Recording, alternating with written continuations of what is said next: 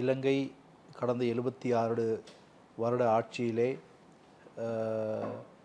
ஒரு புது ஆட்சியின் வரவின் பின்பு ஒரு பொருளாதாரத்திலே ஒரு எழுச்சி கொண்ட ஒரு நாடாக நாங்கள் வளர்ந்து வரும் இந்த வேளையிலே நாங்கள் யாரும் எதிர்பாராத வண்ணம் இந்த தித்வா புயலின் தாக்கம் காரணமாக பல உயிர்களை காவு கொண்டு உடைமைகளை அழித்து பாரிய ஒரு சேதத்தை இலங்கை திருநாட்டிற்கு ஏற்படுத்தியிருக்கிறது.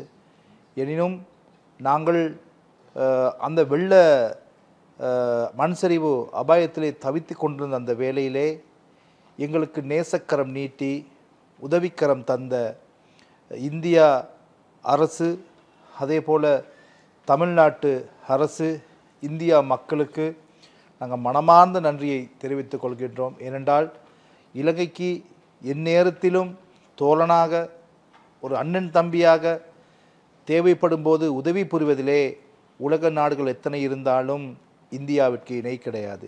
எனவே இந்தியாவுக்கும் இலங்கைக்கும் இடையிலான தொடர்பு இன்று நேற்றல்ல, வரலாற்று காலம் முதலே இந்த தொடர்பு காணப்படுகின்றது. இன்றும் அது சிறப்பாக ஆபத்தில் உதவுவன் நண்பன் என்பார்கள். அதே போலத்தான் இந்த இந்தியாவை நாங்கள் பார்க்கிறோம், ஒரு நட்பு நாடாக நாங்கள் பார்க்கிறோம். இந்தியா இலங்கையினுடைய பொருளாதார வளர்ச்சிக்கு பெரிதும் உதவியாக இருக்கிறது. விசேஷமாக உங்கள் அனைவருக்கு தெரியும், சுற்றுலாத்துறை எடுத்துக்கொண்டால் இன்று இலங்கைக்கு பாரிய ஒரு வளர்ச்சி துறையாக அல்லது அந்நிய செலாவணியை கொண்டு வருகின்ற ஒரு துறையாக என்ற சுற்றுலாத்துறை மாறியிருக்கிறது. இந்த சுற்றுலாத்துறை எடுத்துக்கொண்டால் அதிகமான சுற்றுலா பிரயாணிகள் இந்தியாவிலிருந்தே இலங்கைக்கு வருகை தந்திருக்கிறார்கள். நாங்கள் இந்த சுற்றுலாத்துறை மேலும் வளர்ச்சி செய்வதற்கு நாங்கள் இந்தியாவிலிருந்து அதிகமான சுற்றுலா பிரயாணி இன்னும் கொண்டு வருவதற்கான திட்டங்களை நாங்கள் யோசித்து வருகிறோம். அதே போல் கல்வி, அதாவது இணைந்த கல்வி முறையை நாங்கள் எவ்வாறு கொண்டு வருவது, அதாவது உயர்கல்வி வாய்ப்புகள், அதாவது இந்தியாவில் இன்று உயர்கல்வி வாய்ப்புகள் அதிகமாக இருக்கிறது. எனவே தொழிற்கல்வி, அதே போன்று மருத்துவம், இலங்கைக்கு தேவைப்படுகிற மருத்துவத்தை எவ்வாறு இலங்கையில் என்று கொண்டு செல்வது, அதே போல் மெடிக்கல் டூரிசம், இதையும் நாங்கள் மேம்படுத்துவதற்காக நாங்கள் ஆலோசித்து வருகிறோம். அதே போல தான் விவசாயத்துறை, இன்று உலக நாடுகளை எடுத்துக்கொண்டால் இன்று இந்தியாவில் விவசாயத்துறை பாரிய அளவிலே வளர்ச்சி கண்டு வருகிறது. எனவே இந்த தொழில்நுட்பங்கள், இந்த உதவிகளை நாங்கள் இலங்கைக்கு நாங்கள் அங்கு கொண்டு சேர்ந்து எங்கள் நாட்டிலே வளர்ச்சியை பெற்றுக் கொடுக்க நாங்கள் எதிர்பார்க்கிறோம். இலங்கைக்கு வருகின்ற, அதாவது இறக்குமதி செய்யப்படுகின்ற அதிகமான பொருட்கள் இந்தியாவிலிருந்து தான் இலங்கைக்கு வருகின்றன.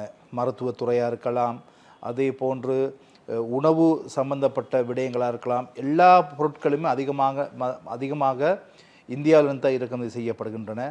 அதே போல் இலங்கையிலிருந்து ஏற்றுமதி செய்கின்ற சில வாசனை திரவியங்கள், அதே போல் இன்னும் சில பொருட்கள் இந்தியாவிற்கு நாங்கள் ஏற்றுமதி செய்கின்றோம். எனவே எங்களுடைய நாட்டினுடைய பொருளாதாரத்துக்கு, வியாபார விருத்திக்கு இந்திய அரசாங்கம் விசேஷமாக நாங்கள் நன்றி தெரிவிக்க வேண்டும். எங்களுக்கு பாரிய உதவிகளை செய்து வருகிறார்கள். இன்னும் நாங்கள் இந்த வியாபாரத்துறை மூலமாக எங்களுடைய பொருளாதாரத்துறை வளர்ச்சி பெறுவதற்கு நாங்கள் முயற்சித்து வருகிறோம்.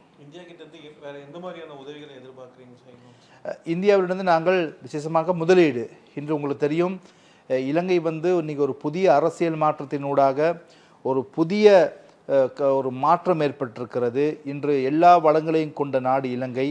எனவே இந்த முதலீட்டாளர்கள் இன்று இலங்கை நோக்கி படையெடுக்கிறார்கள். நாங்கள் கேட்கின்றோம், இந்தியாவில் இருக்கக்கூடிய முதலீடு செய்பவர்கள், விசேஷமாக தமிழ்நாட்டில் இருக்கக்கூடிய முதலீட்டாளர்கள், நீங்கள் வாருங்கள், எங்களுடைய திருநாட்டிலே நீங்கள் முதலீடு செய்யுங்கள், எங்களுடைய பொருளாதாரத்தை முன்னேற்றம் செய்யுங்கள் என்று நாங்கள் உங்கள் அனைவருக்கும் நேசக்கரம் நீட்டுகின்றோம்.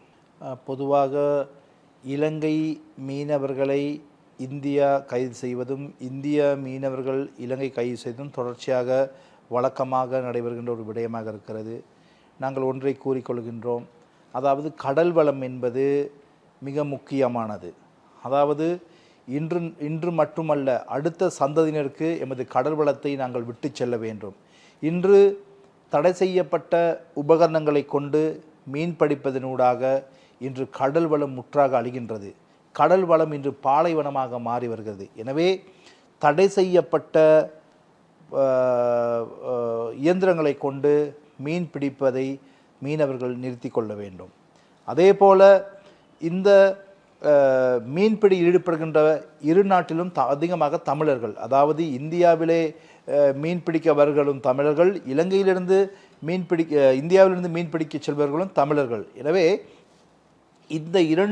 இந்த பிரச்சனையை இருவரும் நான் ஏற்கனவே கூறிய போல அண்ணன் தம்பி போன்றவர்கள். எனவே அமர்ந்திருந்து ஒரு இடத்திலே ஒரு சாதகமாக ஒரு வீட்டுக்குள் நடக்கின்ற பிரச்சனையாக பார்த்து இதை பேசி தீர்த்து கொள்ளலாம் ஒழிய இது ஒரு அரசியல் பிரச்சனையாகவோ அல்லது வேறு பிரச்சனையாக கொண்டு செல்லாமல் இதை ஒரு வீட்டுக்குள் நடக்கிற அண்ணன் தம்பி பிரச்சனை போன்று இதை பேசி தீர்த்து கொள்வதற்கு தான் சிறப்பாக இருக்கும். எனவே இரு நாட்டு மீனவர்களும் தமிழர்கள், ஒரே மொழியை பேசுகின்றவர்கள், ஒரே இனத்தைச் சேர்ந்தவர்கள். எனவே வாருங்கள், பேசுங்கள், பிரச்சனையை தீர்த்து கொள்ளுங்கள்.